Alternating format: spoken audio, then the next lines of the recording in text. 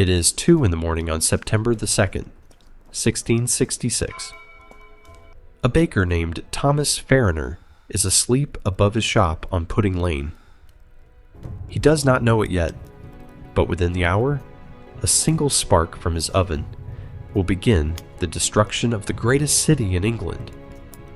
By the time the smoke clears, 4 days from now, 80% of London will be gone. This is London before the fire. A city of wood and thatch, packed shoulder to shoulder along streets so narrow that neighbors could pass bread from window to window without stepping outside. 500,000 people live here, crammed into a maze of timber houses that lean so far over the streets that upper floors nearly touch across the road. The air smells of coal smoke, unwashed bodies, horse dung, and the Thames at low tide. London in 1666 is dry.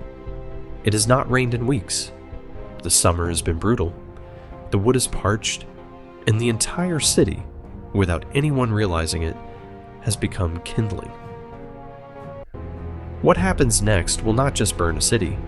It will end one era of London and begin another. It starts small. A stray ember drifts from the dying embers of Farriner's oven onto a pile of firewood stacked against the wall. Within minutes, flame is licking up the timber frame of the house. By the time Farriner wakes to the smell of smoke, the staircase below him is already burning. He escapes through an upstairs window, along with his family, but a servant girl too frightened to climb onto the rooftops becomes the fire's first victim. Outside, the flames spread with terrifying speed, jumping from house to house along Pudding Lane. This is a city built almost entirely from oak, elm, and pitch-covered timber. Roofs are thatched with dry straw. Streets are barely wide enough for 2 carts to pass, which means the fire barely needs to jump at all. It simply reaches across the gap. By dawn, 300 houses have already burned. The Lord Mayor of London, Thomas Bloodworth, is woken and rushed to the scene.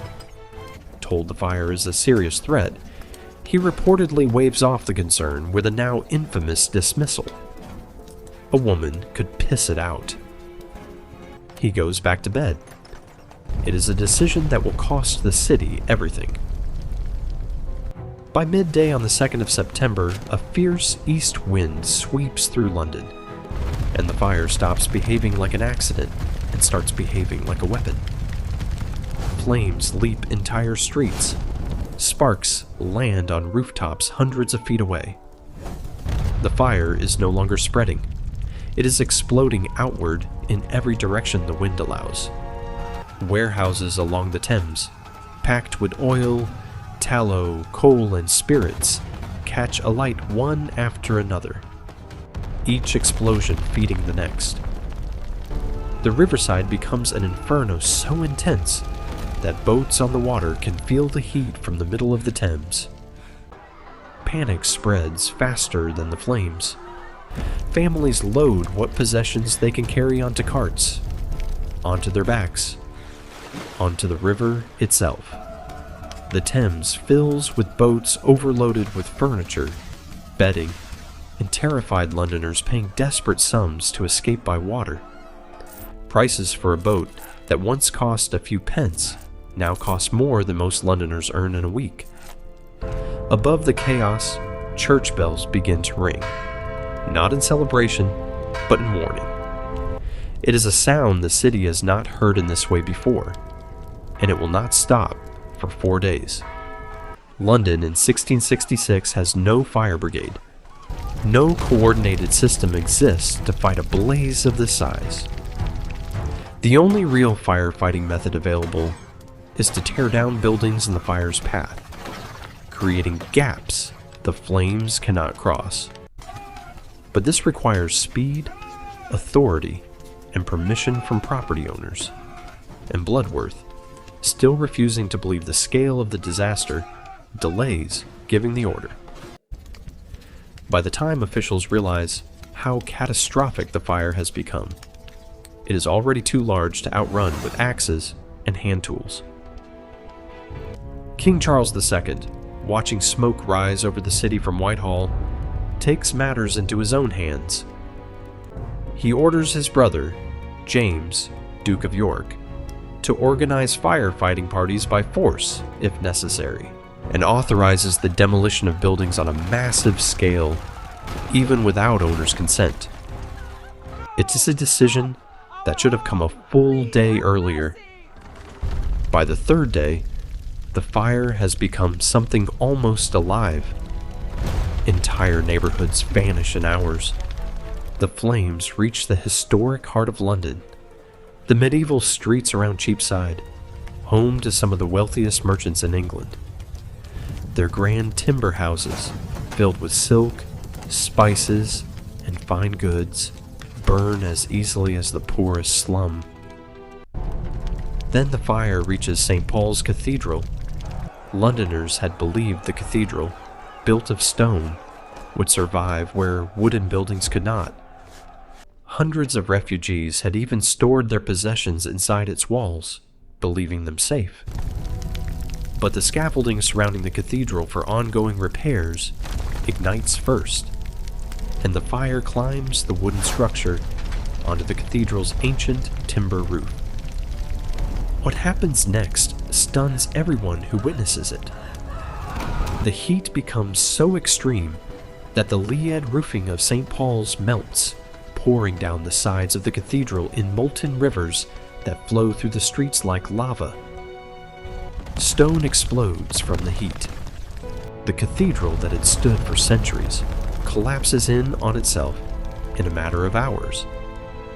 If St. Paul's cannot survive, nothing in London feels safe. On the fourth day, the wind that had driven the fire relentlessly westward finally begins to weaken. It is the first stroke of luck London has had since the fire began. Firefighting parties, now working with gunpowder to blow up buildings and create fire breaks large enough to stop the flames, begin to gain ground. The Tower of London, home to the kingdom's gunpowder stores, becomes a desperate priority. Soldiers demolish surrounding buildings to protect it from becoming the fire's final and most devastating explosion. Slowly, agonizingly, the fire begins to lose momentum. By the night of September the 5th, for the first time in 4 days, London's sky is not glowing orange. When the smoke finally clears, the destruction is almost impossible to comprehend. Over 13,000 houses are gone. 87 parish churches, including St. Paul's Cathedral, lie in ruins. Roughly 80% of the walled city of London has been destroyed. Remarkably, official records list only a handful of confirmed deaths, though historians believe the true number, especially among the city's poorest residents, was almost certainly far higher and simply never recorded. Tens of thousands of Londoners are left homeless, camping in makeshift tent cities in the fields outside the city walls, watching smoke still rising from the ruins of everything they owned. In the chaos and grief, rumors spread quickly. Fingers point toward foreign agents, Catholics, the French, anyone who could be blamed for what felt too catastrophic to be an accident. A French watchmaker, Robert Hubert, falsely confesses under pressure and is executed for starting the fire, despite later evidence proving he could not possibly have done it. The true cause, a simple, ordinary spark in a baker's oven, feels almost too small for the scale of what followed. And yet, out of the ashes, London did not disappear. It rebuilt. Architect Christopher Wren redesigned much of the city, including a new St. Paul's Cathedral that still stands today as one of the most recognizable buildings in the world. New building codes required brick and stone instead of timber, wider streets instead of narrow alleys, changes that would protect London from ever burning this way again. The Great Fire destroyed the medieval city that had stood for centuries, but in doing so, it cleared the way for the modern London that rose in its place. History never truly disappears. It just gets rebuilt on top of the ashes. If you enjoyed walking through this moment in history, subscribe for more cinematic journeys through the events that shaped our world. And let us know in the comments, which city or moment in history should we bring back to life next?